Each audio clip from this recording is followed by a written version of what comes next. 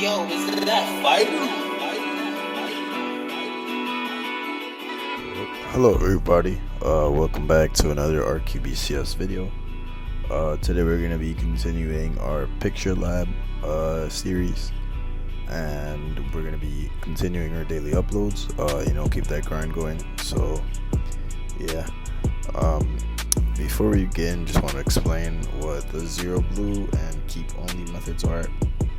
So in a picture, in Java and anywhere, picture is made up of pixels, of colored pixels to be exact. The three main color pixels are blue, red, and green. Although you might think it's blue, red, and yellow, it's actually green.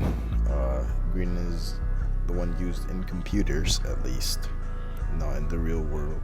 So so the first method that we're going to talk about is the ZeroBlue method, and as its name refers, it's going to make the picture have 0 blue pixels. How do we do this? So first we look at the pixels array that we create using the getPixels 2D method. It's a static method, so we can use it here without making an object. Then we go for each loop through the row array, and another for each loop through each object in the row array. And for each object in the row array, we run the pixel object, and we set it equal to 0. Set the blue in each pixel object equal to 0. So what it basically is doing is it's checking each pixel in each row and each column, and it's setting that equal to 0. So there will be no blue pixels throughout the whole picture. And as what you might imagine, the picture would look very distorted. It's going to be similar to the negate method, but not exactly, because there's still going to be red and greens. But I will not run this method because you guys can visualize it in your head. It's just a picture without any blue in it. So any blue that was in the beach picture, it's not going to be there anymore. So next we have the KeepOnlyBlue method. This is very similar to the no blue method.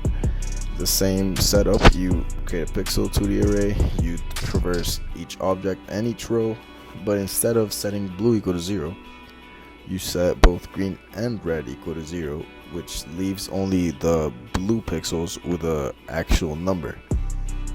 What does this do?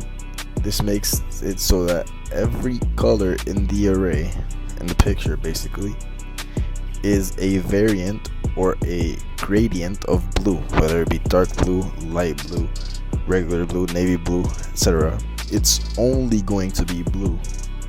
And you can do the same thing over here with this KeepOnlyRed method. You create a pixels array again, you traverse the array, but instead of setting the green and red to 0, you set green and blue to 0, so it only leaves red pixels and different variations of red, etc.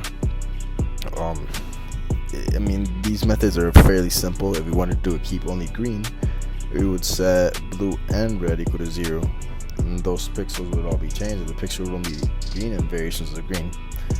So once we run this method, here I'm gonna run it here, you guys will see the original picture, which is a beach.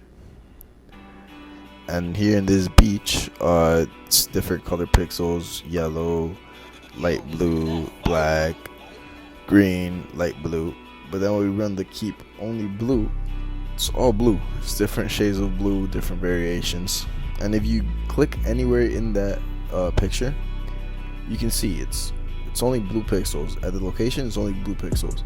You see at the top, it's red 0, green 0, and blue. It's from 230 to up to maybe like 280 and down to 0. Like the blue pixel is the only one changing, as you can see, in each column, in each row, no matter what. So basically what allows this method to work is object-oriented programming. What is object-oriented programming, you may ask? It's where you diversify your code, basically, because if we were to do every method, every variable, everything required for this KeepOnlyBlue method to run in one block of code, this block of code in this method would be like 1 or 2 pages long. You know what I'm saying? So what you want to do is you want to spread out your code so that you can have static methods you can call in. You don't have to have all of the characteristics of a method here. That's why the getPixels method here inside, we only call it, but this getPixels 2D method is in another class, and in that class it has its characteristics and it has its block of code that does a certain thing, right? And same with the tester class. In order to run this method, we need a tester class where we run it with a picture itself, and that tester class is like a backbone of it. Like think of this PictureLab file as a whole as a human body, right? And then think of each class as an organ. That organ contains specific characteristics, but if you put them all together and you work them all together, it creates a body, it creates a picture. It makes it unique. So yeah, I just wanted to add a little bit more insight to this method about how these past methods that I've been doing in the PictureLab have been working. And so I just want to let you know that I'm going to keep uploading daily, stay on the grind. So if you enjoyed, make sure to like, subscribe down below, leave a comment. What else do you want to see? How do you reach this video? Make sure to share this video with anyone. And yeah, I'll be seeing you guys tomorrow because I'll be uploading daily. See you guys.